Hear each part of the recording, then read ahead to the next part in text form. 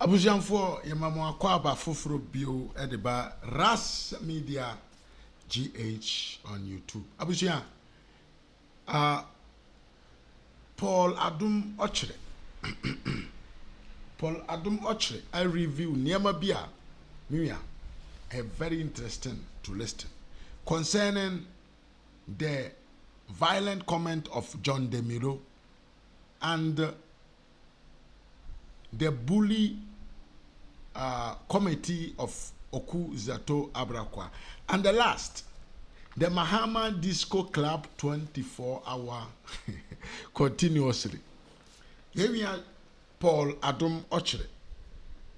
I'm making the field very, very, very hot for John Mahama, John Demilo, and Okudzeto Ablakwa.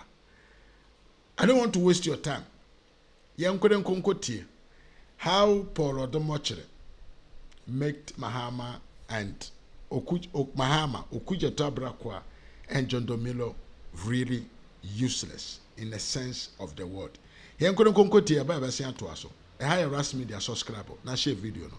Rigged. Nobody can rig election in Ghana. The system that has put in place, nobody can rig it. But if you don't treat the people well, they will teach you a lesson on December 7th.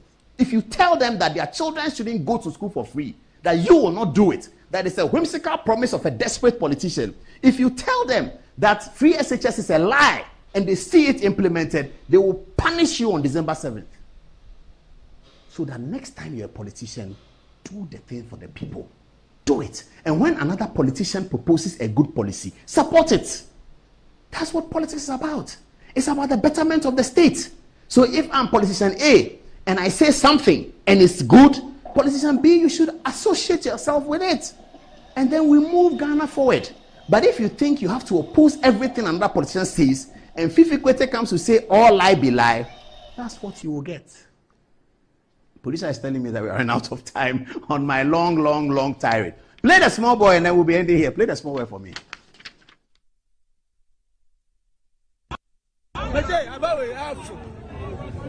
About 40% and this in ya. And for that 2 million after 2 free. One of them from the class. One of them from the field. But I can't see a down Ghana. I can't see a down man. If I'm on this. 40% and this in ya. About the half my about one time. But about 40% and this in ya. And for that 2 million after 2 free. One of them from the class. One of them from the field. But I can't see a down Ghana. I can't see a down man. If I'm on this. 40% and this in ya. About the half my about one time. But about 40% and this in ya. And for that 2 million after 2 free. One of them from the class. One of them from the field. But I can't see a down Ghana. I can't see a down man. If I'm on this. 40% and this in ya. About the half my about one time. But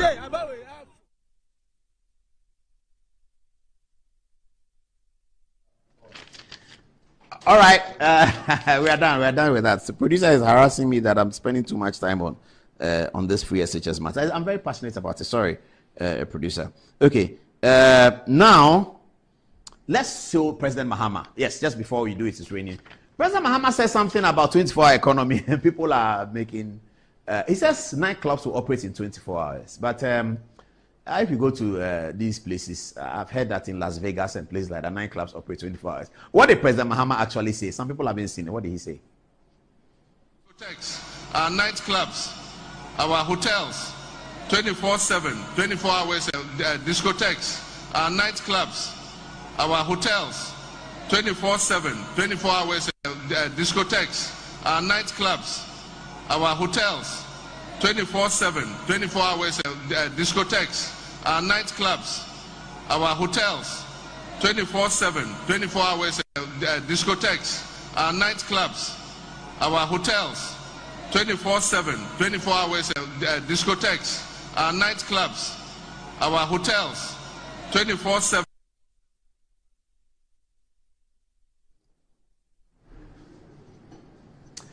Well, Daily Guide had a story says Mahama promises 24-hour nightclubs.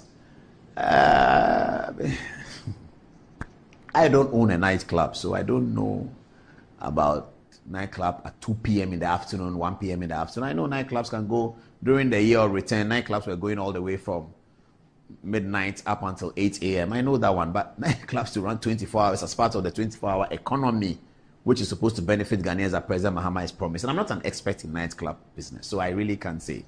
But I find it quite interesting, though, that President Mahama is promising 24 hours nightclub. The nightclub is part of the nightclub. You are jamming 24 hours. Every day is there. Anyway, you send your text and tell me what you think about it, and then we can deal with it. Okay, now Dr. Baumia has some photographs on. Let's do, as we said, Sami Okudzeto Ablakwa. So Sami Okudzeto is the chairman of the Assurance Committee of Parliament. And the Assurance Committee of Parliament has been set up so that when ministers come to Parliament, so it's a standing committee of Parliament right now.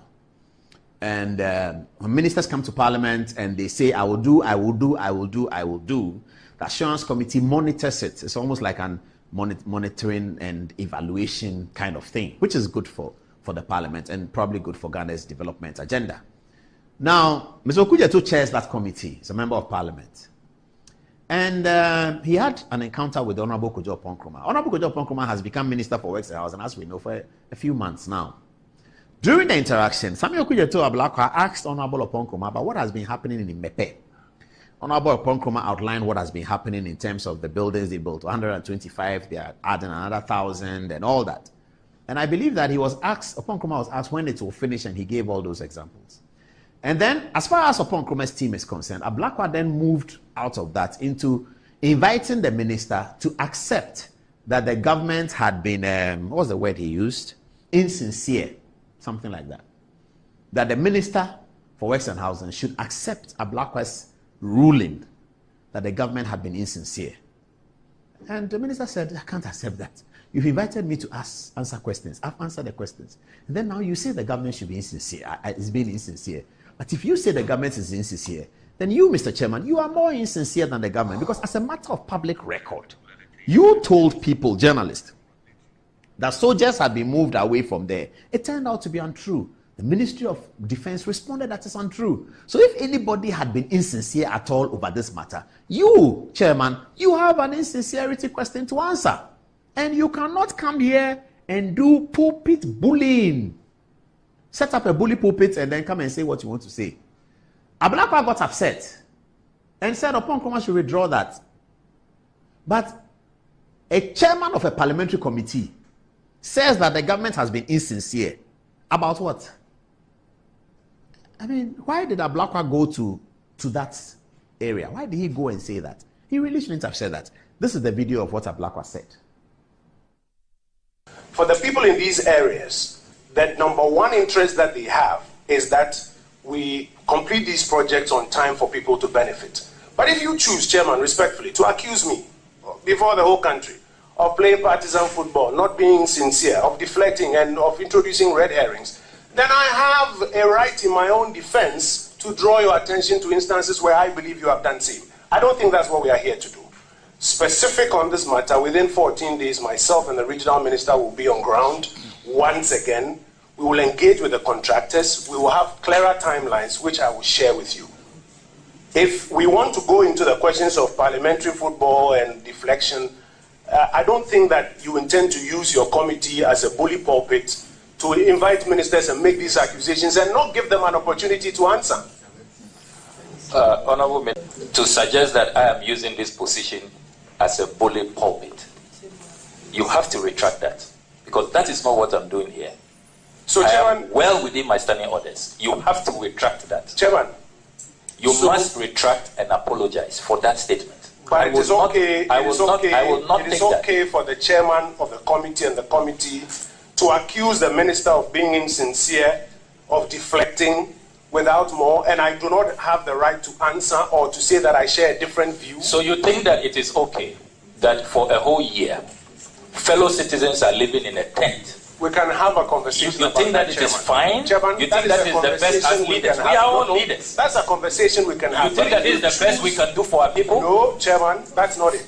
That's a conversation we can have. And I think we've legitimately gone through that.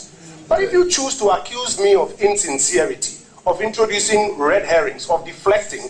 That is not about the people. That is you accusing me. Of course, because we are But not... if you are accusing me, I must have a right to respond. You are introducing matters that are not before us, matters that you have your facts totally wrong. Which matters are these? The movement of the soldiers, you have... That was not before us. You introduced... I have fact. No, are we discussing soldiers here? You introduced Are we discussing soldiers here? You introduced insincerity. But why did Sami Ablakwa think that he can run upon Nkrumah on commentary? I mean, we're all coming from different backgrounds. You came from school straight to politics. You've forgotten what Kojo Nkrumah had been doing. Sami Ablakwa thinks that he can run Kojo Nkrumah down on commentary. I'm disappointed in him. Other day, you just left school straight to Good Evening Ghana to announce that you have joined the NDC 2007, and then you joined the NDC. That is fine. There's no problem with that. There are some people like that. But when people have spent their lives doing media, you don't have to think that you will come and sit down with the media guru and what is he serious? Please, Ablakwa, when you meet some of us, don't bring those your things. So don't when you meet some of us, don't start that thing, because we have been at this business before politics. You just came from Nooks and went to politics. Keep that one. It's fine. That's fine. Suddenly you have a house at Airport Hills. It's blessing. Me, I consider it a blessing. It's not corruption. It's blessing. We are fine with it. But don't think that in your head. Don't think that you know something more than somebody. You don't know much more than upon. You don't even go there. I don't understand why people become megalomania in their head and they think, hey, Sami Okudzeto Ablakwa, it is me that you called, that you want to come on Good Evening Ghana to announce that you have joined NDC. And you came and you announced it. It was first on Good Evening Ghana that people heard. I had a conversation with you, which I cannot repeat here, about what is going on. And you explained to me, and I encouraged you. You have to understand that in this game, you have to know where your level is. You don't suddenly think that because you are MP or because of something that you know or something you have heard or something people have told you, you can come to a table with Kojo Nkrumah and do the thing you are doing. That's what happened. So viewers, you can tell me what you think. He is telling the minister that the minister is being insincere. The minister says you are insincere. Then he says that you should withdraw.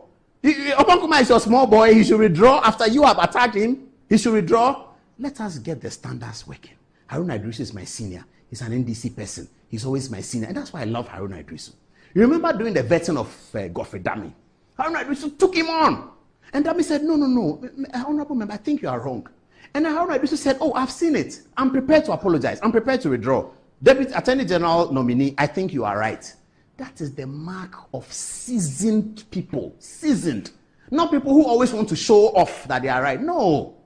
That's the mark of... You see, you can watch that video again. Haruna Idrisu apologized to Godfrey Dami that, oh, no, I think you are right. I think you are right. The public procurement law had been changed. I think you are right. He apologized to him right there. And Ablakwa thinks that he has some megalomania every day. What's it? Well. Anyway. Sami Okudzeto, good evening to you. And we'll meet in Kwesi Pra's house, you and I. After all, that's the only place we meet, isn't it? We'll meet in Kwesi Pra's house. When he's doing a party, he'll call us. We'll all be there. Then we can enjoy it. Good evening to Honorable Kojo Nkrumah as well. Nkrumah has enjoyed holding the morning show forever. You think you can come and talk on the table and he will be cowered into your chairmanship and really go and sleep. Okay. All right. John Dumelo and Ma Lydia's own day pains me because I know Ma Lydia is going to win. I mean, there is no doubt about that. I mean, Ma Lydia will win the seat. But John Dumelo is a good guy. He's a nice guy. I like nice boys. Nice people. But you see, the politics got to him. If people are shouting V8, let them shout it. Now, John Dumelo, if you're in my shoes, like, what will you do? Every day, start homosexual, you are stealing somebody's. Every day they say things about me. It doesn't matter. You're in a public space, that will come. So, Mr. Dumelo, don't worry about that. You're also in a public space, that will come. Focus on what is most important. You want to garner as many votes in Ayawaso West Wuogon as you can. Focus on that. Don't be distracted and be telling people that you are calling me VA, so me too, I'll call you some name. It doesn't work like that. Two wrongs don't make a right. Yes, if they are doing wrong, you see, I always say it. Churchill told the British people in his major speech in 1944 about the Second World War, at the peak of the war, he said to the British people, Hitler will do his worst, but we will do our best. That's what he said. He said Hitler will do his worst, but we will do our best. In the end, Britain triumphed over the Nazis. in the famous Second World War. So that's a mantra that we all need to keep. Let them do their worst. Focus on your best, and your best will outshine their worst ultimately. That's why today Winston Churchill is here and Adolf Hitler is there. But in 1944, Hitler was up there, Churchill was down there. And Churchill said, let him do his worst. We will do our best. Have a look at John Domelo's video. But I want to say something. I can see their supporters mentioning V8, V8, V8, V8. If that is the case, it's also fair to say that maybe Lydia is the one that killed her husband to become MP. Because that's it. Because if they want to go that tangent, I can also go that same tangent. Please, let's not go that tangent. No. If they want to go that tangent, I'll go the same tangent. Because this time around, it's boot for boot. Because you cannot decide to be a bloody widow to be member of parliament. Yes. If you smile, I smile back. If you slap, I slap you back. If you aim at me, I'll aim at you back. It's as simple as that. You are saying you this cannot be a election is going to bloody be an MP. eye for an eye? Yes. It's as simple as that. But I want to say something. I can see their supporters mentioning V8, V8, V8, V8. If that is the case, it's also fair to say that maybe Lydia is the one that killed her husband to become MP. Because that's it. Because if they want to go that tangent, I can also go that same tangent. Please, let's not go that tangent. No. If they want to go that tangent, I'll go the same tangent. Because this time around, it's boot for boot. Because you cannot decide to be a bloody widow to be member of parliament. Yes. If you smile, I smile back. If you slap, I slap you back. If you aim at me, I'll aim at you back. It's as simple as that. You are saying this cannot be election a is going to be an MP. eye for an eye? Yes. It's as Domelo said that Efo Domelo said that the man leader supporters are shouting V8, V8, V8. So in response, man leader killed her husband so that she become MP. So he said it knowing that it's not true. That's what he's confessing. And this is the problem with the politics. He knows it's not true. He knows part that it's not true. But he's explaining that he's saying it because you are saying V8, V8, and you know that V8 is not true. What did they say about V8? They were just chanting V8. Did they say something? What did they say about V8? Let them say they're V8. Focus on your politics. Win as many votes as you can. From the Ayawaso West Wogon. If eventually you will be elected and President Mahama wins and you become Minister for Tourism, you have a lot more opportunity to show what you can do. After 4 years of doing that, it will be settled. The chaff would have separated from the wheat. So let politicians, especially the young politicians, nice guys like Domelo, focus on your campaign. Why you think you're going to do politics and they won't say anything about you? When we were growing up, there was a saying that if you want to know your grandfather's sins, enter into politics. So once you enter into politics, they will say things about you. They will say plenty things about you. Many things will be said. They said I've built a house in 6 months. A place I've been staying for 20 years. They say, hey, you go there. When I explained, then they all vanished. They didn't say anything. They didn't come and say that, oh, it is not true. No, they don't. They never say it's not true. So you should be expecting it, Mr. Domelo. That's how politics is. But you cannot say that a widow has killed her husband. Anyway, somebody had a very strong advice for John Domelo on the same platform. This is what the person said. Okay. As a citizen, I'm mayor of mine, Bapa. I want to tell John Domelo, as an aspiring candidate, I will be penny passwordy. Okasa nyina threat. Let me tell John Domelo something. Me, yani etra desert is onom Joseph. Bisa sa wanom Joseph da. Bisa John Domelo sa wanom Joseph da. Enough of your threat. And one day, monkey go to market. He no go come back again. Sa omo threat no. Empayfo na kasa threat. Omo sorry no mu hura nipa no. But the man, he's also threatening. The same thing he's saying John Domelo cannot do. He says one monkey or something. What's that? It's a threat. Let's stop the threatening there. But John Domelo eventually put an apology up. Put it up. Let's look at it. Let's see the apology that was rendered. And I'm grateful that he did that. And I'm happy for whoever told him that he should do that. And this is what the apology says. It says, I apologize and unreservedly retract my previous comment. I extend my sincere and unconditional apologies to Honorable Lydia Al-Hassan for my remarks during the Media General Public Engagement Community Manifesto concerning the death of her husband. To everyone who knows me, both in my private life and political activity, it is clear that those statements do not reflect my values or what I stand for. My comments were in response to personal attacks by supporters of the Honorable Minister, including false allegations regarding my mother's death. Really? He said V8. They didn't say mother's death. However, I recognize that my reaction was inappropriate. I want to assure the people of Ayawaso West Wogon of my full commitment to the development and progress of our constituency. I sincerely apologize and retract my statement.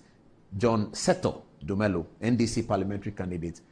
Well, to apologize is golden, isn't it? To apologize is golden. So the matter will end here. But it's a lesson for all of us, for me, for you, for everyone. When you are in politics, and it's a lesson especially for the young people. Cozy, I hope you are watching. Keep it cool. They will call you Ashao all they want. Let them do their worst. Do your best. Win Adenta and go and give the trophy to Dr. Baumia that I've delivered Adenta for you. That's when the difference will show. So forget about them. If you're a woman contesting for elections, they will say you're Ashao. They will say you have slept with DC. You have slept with IGP. You have slept with police. They will say all that. Ignore it. Focus. And for all of us men too, let us try and eschew this Ashao thing from political conversation. Once a woman is running for politics, no, she's Ashao, she has slept with this. Let's stop those things. It is weakness. It shows that we are weak. It shows that we are not able to confront the woman with the argument. Every woman running for politics in Ghana is Ashao, whether it's NDC or MP, is Ashao. He slept with this, he slept with Baumia, you have slept with John Mahama, you slept with Akufo-Addo, you are Ashao. Why are we always going to the woman with that? Let us make an argument. It is embarrassing for young men to see that this is how men behave. We should stop that tide in 2024. Men in Ghana, make sure, tell yourself that I shall not call any political opponent a female. That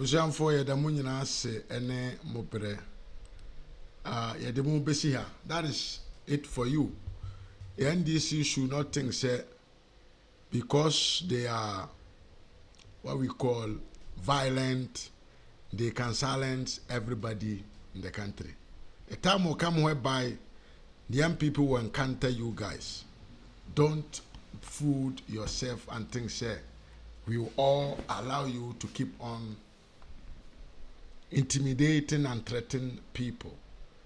Abusia, with the Mumbesia, Bomadana subscribe to the channel. Now follow you Facebook, Kennedy.